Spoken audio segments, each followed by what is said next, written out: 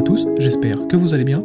Pour cette nouvelle vidéo, j'avais envie de vous parler d'une montre que j'adore, une montre qui commence à dater, que certains d'entre vous considéreront sans doute comme vintage, à savoir l'Omega Seamaster 120 m de 1998, référence 2511-8100. C'est une montre que j'ai acquis à un vendeur pro allemand par l'intermédiaire de Chrono24, pour un peu plus de 1000 €. Lors de sa commercialisation en 1998, il me semble avoir lu que le prix de vente se situait, pour ce quartz, aux alentours de 960 €. Ce modèle a été commercialisé à partir de 1993 dans de nombreuses déclinaisons. Il existe notamment une édition limitée Jacques Mayol, sur laquelle le motif de vague est remplacé par des dauphins. Le boîtier en acier poli 316L renferme semble-t-il le calibre quartz Omega 1538, qui se base sur un ETA 255-461 modifié. Le boîtier mesure ici très précisément 36,25 mm de diamètre, il mesure 12 mm d'épaisseur, ça reste approximatif, j'ai pas voulu tenter le pied à coulisses de crainte d'oreiller la montre. L'arrière de la montre arbore l'hippocampe. La couronne est vissée et porte le logo Omega. La lunette est fixe, lisse et en acier poli. Le verre est un verre saphir, il est mentionné sur le site d'Omega qu'il a reçu un traitement anti-reflet.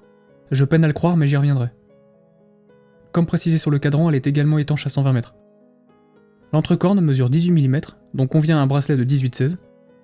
Le bracelet d'origine était en acier avec le logo Omega en or jaune. Je n'ai pas eu le bracelet avec la montre, je l'ai donc monté sur un bracelet en cuir de lézard bleu pour rappeler la couleur du fond, sur lequel j'ai également ajouté la boucle ardillon Omega officielle pour achever son look. Le dateur positionné à 3 heures est cerclé de blanc, ce qui à mon sens aide à la visibilité. Le fond est parsemé de cercles concentriques qui ne se voient presque pas à l'œil nu, mais qui donnent un joli jeu de lumière. Le texte 120 m est en revanche un peu moche, on dirait une police d'imprimerie de base, c'est vraiment pas dingue. Les aiguilles rappellent celles de sa grande sœur la Seamaster Diver 300.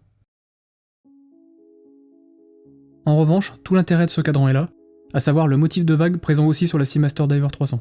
C'est magnifique, ça rend ce fond super intéressant à regarder. Alors au niveau du poignet, sans trop de surprise, cette montre est toute légère, toute fine donc agréable à porter. C'est vraiment super reposant.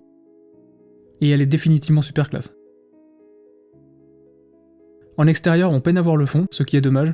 Peut-être qu'avec le temps, le traitement anti-reflet a fini par disparaître. Le verre légèrement bombé n'aide sans doute pas non plus.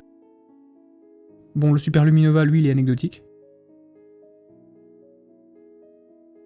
Je voulais vous dire qu'à taille quasi identique, elle paraît plus petite sur mon poignet que la Rolex.